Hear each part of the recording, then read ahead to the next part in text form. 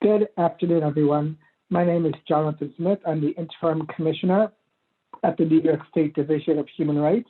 I'm really thrilled that you've joined us this afternoon for a quick conversation commemorating Black History Month. I'm equally as thrilled to be joined today by a number of special guests from Albany Law School, as well as Hunter College. And at the end of our short programming, we also have a very exciting announcement. So I hope you all will please stay tuned for that. As we all know, over the last several weeks and months, there's been lots of discussions and conversations all across New York State and really around the country around housing and housing discrimination.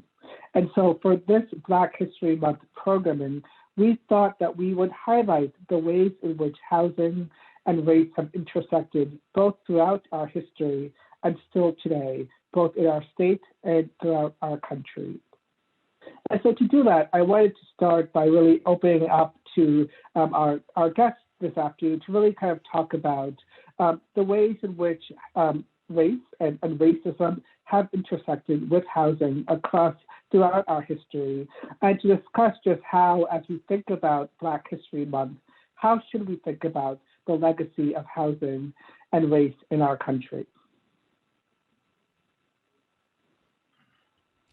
Well, I could jump in very quickly if you like. My name is Christian Sundquist. I'm a professor at Albany Law School. I'm also the Associate Dean of Research and Scholarship at Albany. And my teaching and research focus entirely on critical race theory and racial justice. And so thank you again, Commissioner, for having us here. This is a very important event and very important conversation to have, because this is about who is entitled to the American dream of equality, of living wages, a quality education, freedom from bias, and fair housing, of course. We believe in universal equality in our Constitution, and yet rampant socioeconomic inequality continues to exist. And systemic racism and the denigration of Black persons by law has long been our historical response to mediating this tension, responses that have led to past and present housing discrimination, specifically against Black families and homeowners.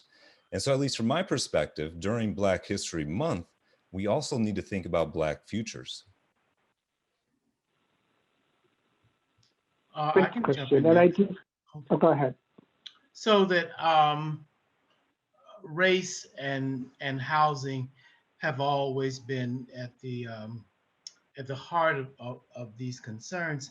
And I think in particular, because I'm an urban planner, I see that urban planning is particularly egregious in reiterating an emphasis on racism in terms of zoning, in terms of urban renewal, in terms of building the highway system, which devastated communities in terms of housing and places where people lived. Gentrification, all of it comes down to a discussion of how the land will be used. And most often that is biased toward people who have the means, who look a certain way, and that in turn translates into public policies that are defined and undergirded by the practice of urban planning.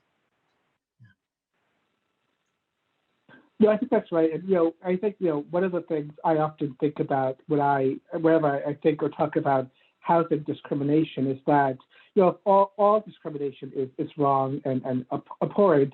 But what I think particularly pernicious about housing discrimination is that we know that where we live just has such a major impact in so many other aspects of our lives, right? Where our kids go to school, our ability to access transportation, our ability to get to work, our ability to go to the supermarket, all of that really speaks to and it flows from where we live. And so it's something so simple, but yet so transformational in terms of people's opportunities. And so I wonder, particularly when we talk about ways in which kind of discrimination has been baked into our housing systems or urban planning, kind of what are some of the ways in which that has manifested itself over time in our country? Well, I'll jump in if you don't mind, Commissioner. Ray Brescia, like Professor Sundquist, I teach at Albany Law School. And, really you can trace the last 100 years of housing policy in the United States, and in so many ways, it is a story about racial discrimination in housing, and the difference in wealth that white households hold and African American households in particular hold. It can really be traced to the expansion of housing opportunities in the wake of the Great Depression, after World War II, the building of the suburbs, the GI Bill, during that entire period when we really transformed the American landscape of property ownership. A significant percentage of the community didn't have access to that expansion, and because of overt discrimination that was legal. And so the white householders got a tremendous head start in building wealth, building equity in their homes during the several decades, and that has had unbelievable ripple effects down the road over the next 70 years.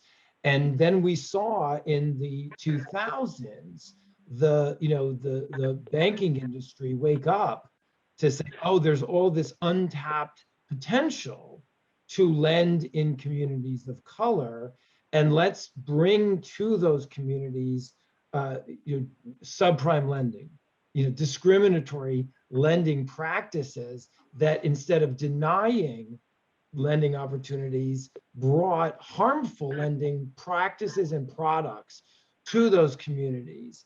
And the American households lost $10 trillion in wealth in the wake of the Great Recession, mostly from the devaluation of housing. But Black households, African American households, lost nearly half of their wealth because of that dynamic. Bringing those harmful products to those communities that had experienced a legacy of discrimination. So even when financial institutions have come around and said, okay, we'll start lending in communities of color, they've done so in ways that further harmed those communities. So I can jump in. Can I jump in for a minute here? So I'm Jill Gross. I'm also at Hunter College. I'm a professor of urban policy in the Department of Urban Policy and Planning with Professor Shipp. And I think the evidence of all of this is really highlighted by the fact that, despite the fact that it's been more than 50 years since the passage of the Fair Housing Act, segregation persists. And today, in a city like New York, where we celebrate our diversity, New York remains one of the most racially segregated cities in the United States. So even though we've had laws passed to make racial discrimination illegal, the pattern persists. And while I won't deny the importance of the passage of this type of legislation, I think it reminds us that we may need to take a much more active approach. I mean, these are so deeply rooted in history.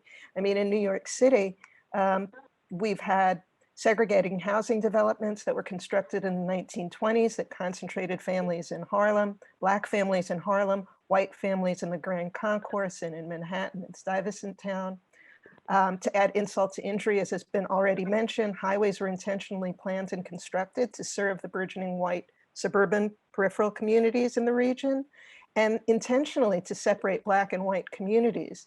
So the New York region, I think, in many ways, has been built upon this sort of divided legacy, and then further supported through the mortgage, the GIX, predatory lending in more recent times. The combined influences, as already mentioned, of redlining perpetuates the segregation today. And so that there are those today who would say that even after all of this amount of time, Black and Latino communities continue to be locked out of home ownership opportunities. They're at greater risk of displacement from gentrification, and they simply lack housing choices. What I wanted to add was that undergirding this is the historic practice of white supremacy, which is fundamentally posed toward the validation and expression of Black people as being inferior. And so when when that ethos got codified into the policies of the 30s and 40s, that Black people were somehow tainted, and to allow them to participate fully into the markets, that was impossible, because the predisposition was that you were not worthy, and you should not be a part of this bevy of possibilities and benefits. And that's absolutely right. If I can jump in, and the law seems great, and the FHA was, a monumental achievement, and yet the manner in which it was interpreted, the manner in which it was applied, was extremely discriminatory, right? So we had FHA underwriting policies that specifically directed that, this is a quote, incompatible racial groups should not be permitted to live in the same communities, right? So this was a legal function. And I also want to add, and I think the commissioner actually noted this earlier, about the interrelationship with public schooling. So this history of state-sponsored segregation is also connected to neighborhood school segregation, tying public school funds to property taxes, and the creation of racialized urban geographies as opposed to white suburban spaces to facilitate this white flight from desegregated schools. And so response to housing segregation is really multifaceted. And in fact, when people are moving away from this idea of food deserts, and they're talking about food apartheid, which implies that there is a system of disinvestment that has led to what we see in terms, not only in terms of housing, but food provisioning. But it all sits at the base of this notion that white supremacy has been activated, continues to live, and it is focused on a regard of Blacks being inferior. I thank you for all these comments. And back to my initial question of what's the connection between race and housing, I think the answer that you've all said and made clear is that, they are fundamentally intertwined. Our understanding of how race and racism has developed cannot be parceled out from our conversations about how neighborhoods and communities have developed. And, this is a conversation about discrimination, which, we've talked about, but this is also a conversation about economic mobility and longevity, right? This goes to the point about wealth and the ways in which, where you live isn't just also the house that you live in, but that's also throughout our country's history, the primary mover of generational wealth and transition from one class to another. And so we also know, particularly given that right now, we are in a time of tremendous economic stress, due to the pandemic, conversations about how we deal with housing are so fundamentally important, because if we are going to talk about the future and future of communities of color, that has to be a conversation that includes housing. And I guess, to that point, and I recognize that this is a very loaded, difficult question, but I guess I would be curious, from all of your perspectives, where do we go from here? We just saw just a few months ago, Newsday did a series about housing discrimination on Long Island and the need for testers to kind of, snuff out that practice. And so I'm curious, kind of when you all look at this kind of multifaceted, multi-layered problem, in your minds, how do we find our way out of this morass that we're in? Well, it seems to me that from one perspective, and this is partially because some of what I teach is applied research.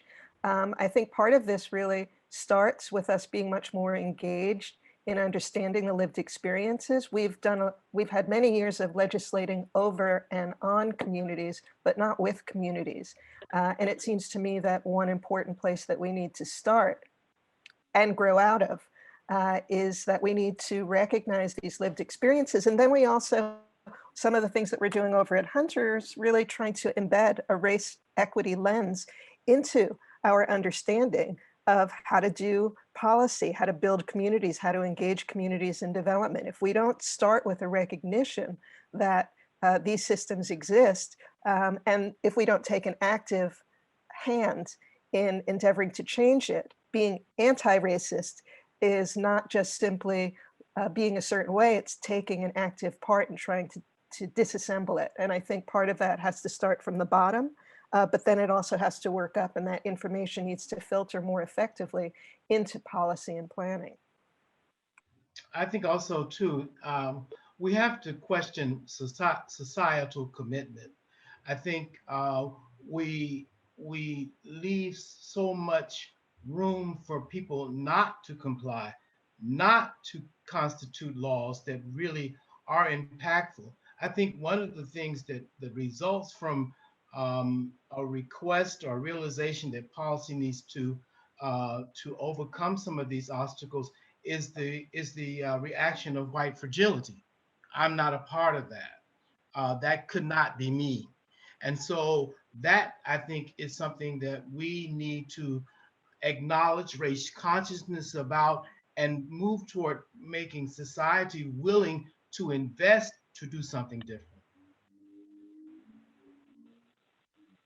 Great. Any other last-minute thoughts about this?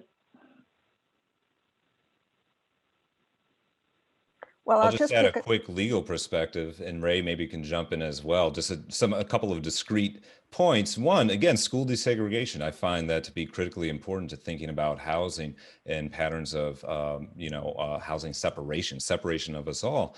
But beyond that, we know that the past administration worked to roll back many of the protections in the FHA, mainly related to the discriminatory effects rule. And so I think restoring, and Biden has an executive order to examine this issue. We'll see where it goes, but restoring disparate impact analysis is a very vital tool moving forward. Yeah, I agree. And also strengthening the Community Reinvestment Act to include all types of financial institutions. The way it operates now, many of the worst subprime lenders of the 2000s weren't even covered by the Community Reinvestment Act. So that would be one way to really bring more capital to the communities that have been most affected by racial discrimination.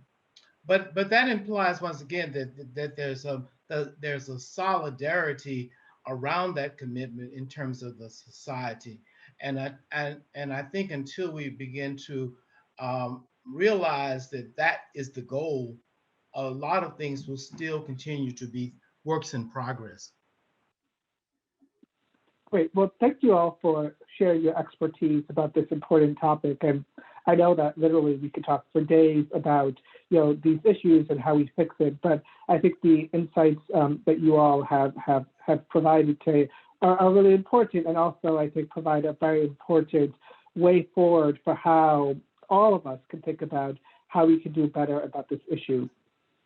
Now, before we close, I did also want to announce that we here at the New York State Division of Human Rights are really proud and really in service of continuing this conversation, are proud to announce that we are embarking on a partnership with both Albany Law School as well as Hunter College's Urban Policy and Leadership Program, where we are going to be exploring both the intersection of housing and race, but also looking at what insights we can learn about how we as a New York State agency can do better to tackle this issue and make sure that our work is narrowly tailored and focused on making sure that New Yorkers don't have to face housing discrimination in their daily lives. And so I want to thank both Albany Law School and Hunter College for partnering with us on this effort. And I am really excited to see what new insights the student-led research projects will uncover, and how the outcomes of this partnership will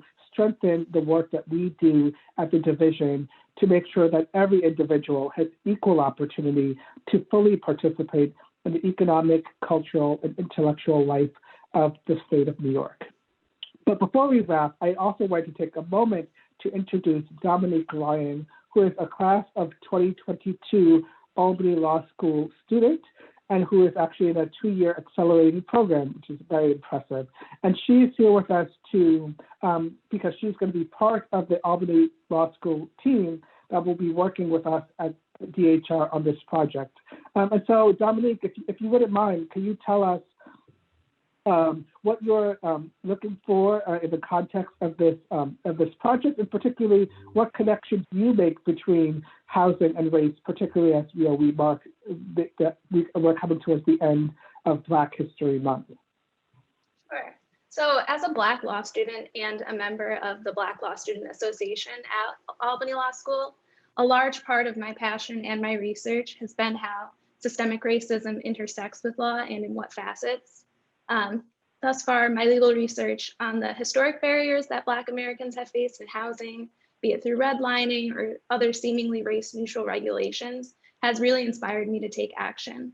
And particularly during Black History Month and in the throes of the COVID-19 pandemic, the intersection of housing and race has sparked special interest. And as we've discussed today, the contributions of so many historic Black leaders have really laid the foundation for what we hope to accomplish. And I really hope that through my contributions in our student-led research, I can really add to those. So I'm looking forward to being part of the team and making a difference in collaboration with the Albany Law School, Hunter College, and the New York State Division of Human Rights. Well, thank you so much, Dominique, for sharing those words. You certainly seem to be a much more poised and strong law student than I was when I was at that stage of my career. So I'm really excited and thrilled to have you and all the other students, both your colleagues at Albany, as well as the team at Hunter College, working with us on this important partnership. I want to thank everyone again for joining us this afternoon and for taking a few minutes on this Friday afternoon to really discuss and explore this really important issue. I invite all of you to continue to follow the Division of Human Rights on social media, to visit our website at dhr.ny.gov